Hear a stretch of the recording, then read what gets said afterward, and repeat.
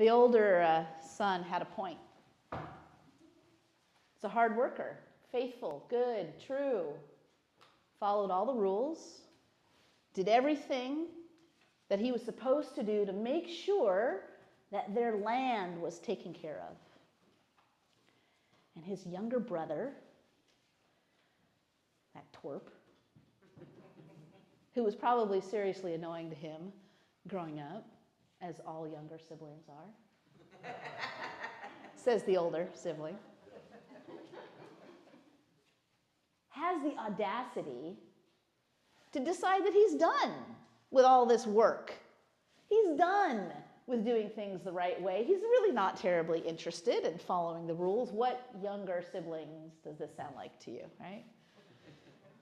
All our fancy psychology today about younger and older, totally reflected in the ancient world. Those younger siblings who are sure that they're just going to go their own way, they're going to do their own thing, and they're going to be just fine. Thank you very much. By the way, could I have what you're going to give me when you die so I can just go do it now because I'm not really interested in waiting? It's insulting. It's insulting in our culture.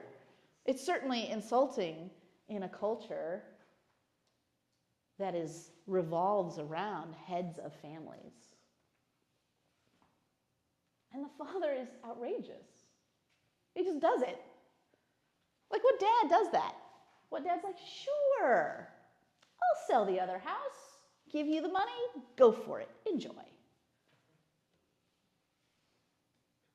The father's behavior is excessive, odd, strange.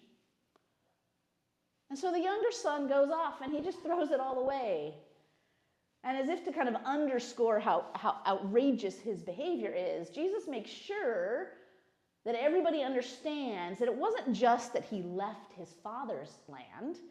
He left all that was good, all that made a people the people. He went to this other country where he ended up feeding pigs who are unclean and being willing to eat the food of them because he was so desperate. It takes a lot for a Jewish person to be that desperate that they will defile and break the very rules of their culture just to survive. And did you notice the son? He's like, oh, this is bad. This is bad. I got to rethink this. And he rehearses the speech, right? Father, I have sinned. Forgive me. Just take me on as one of your hired hands. And he rehearses the speech. And the reality is he's probably walking back, rehearsing the speech. Father, I have sinned. Father, I have sinned. Father, forgive me. Oh, wait, should I be a slave in the house? Should I say slave or just maybe? He's probably rehearsing it all out as he's walking back home. And his father sees him and starts running towards him and is so excited and so filled with compassion when he sees the state that his son is in. He rushes out, hugs him, and holds him, and the son starts his little speech. Father, I have sinned, forgive me. And the father doesn't actually let him finish. Did you notice that? He's got that whole speech going. He's got it rehearsed. He's got it down. He's been walking and saying it, and the father just doesn't even let him finish it. Because he's not terribly interested in what his son has to say. What he cares about is his son is home.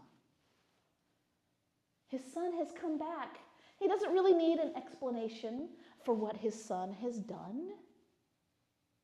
He's just glad he's home. So glad that he's going to celebrate. He takes the fatted calf and he has everybody in the household come and they have a party. Music and dancing. It probably took some time to get that together. Hey, get the band from down the road. Call up your friends. Everybody come over. It takes time to roast a fatted calf. And all of this time, the older brother has been out working. When it says he returned from the fields, these fields are probably large. Maybe he's been out there for a day. Maybe he's been out there for a few days at the other end of the property. And he finally makes his way back.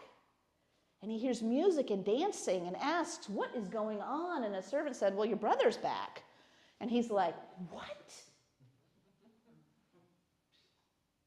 And he's mad. He's mad. Just like we get mad when somebody new shows up to church and all of a sudden they get to do all the things and we're like, well, I've been here for a long time. I mean, the truth is we do that, right?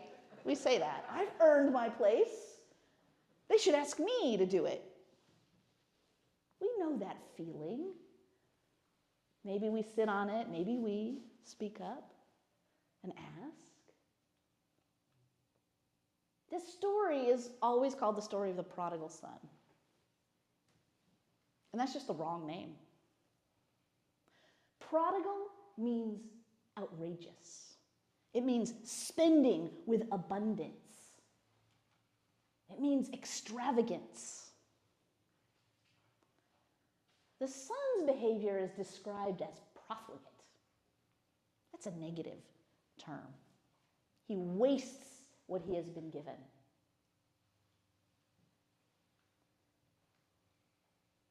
And the older son thinks that his dad is just like his younger brother, wasting what he should be given. Spending it extravagantly, having this party, this celebration. It is outrageous. It is extravagant. It is ridiculous that the father would do this. It is prodigal. In this story, it is the parent, the one who stands in for God in this story, who is wastefully extravagant in order to celebrate that somebody who is lost has come back. This is the third story where Jesus says the exact same thing every time because people don't get it very well. The Pharisees don't get it. My guess is the tax collectors and the sinners don't necessarily get it either. Because everybody assumes you need to earn God's love. You need to earn God's grace. Every one of us knows that we have had to earn the love of our parents at some point in our lives. And every one of us knows that we have probably failed to earn that love at some point in our lives. And maybe our parents were gracious and welcomed us regardless of that. And maybe they didn't.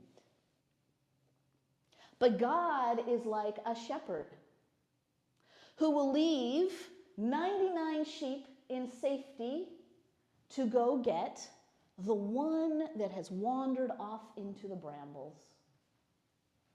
God is a housewife sweeping her floors, desperately looking for that coin that got misplaced, knowing that she needs that coin to care for her family.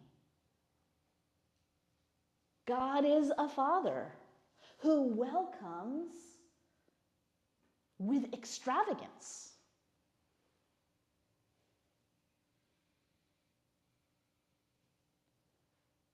The son didn't even get out of his mouth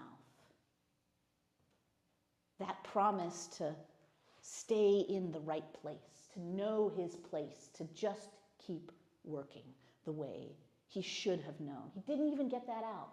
The Father doesn't care. God doesn't care.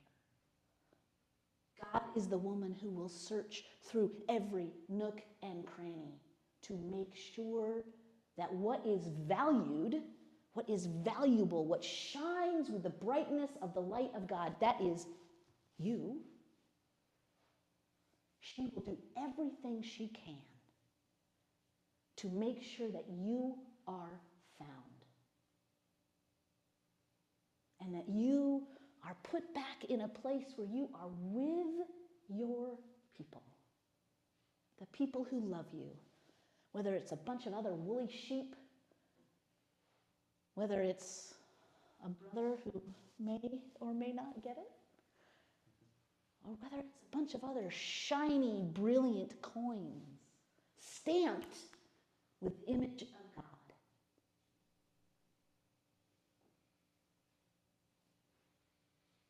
God celebrates each and every one of you and just wants all of us to be with God. No speech is necessary. No promises to be better. No commitments to do it right.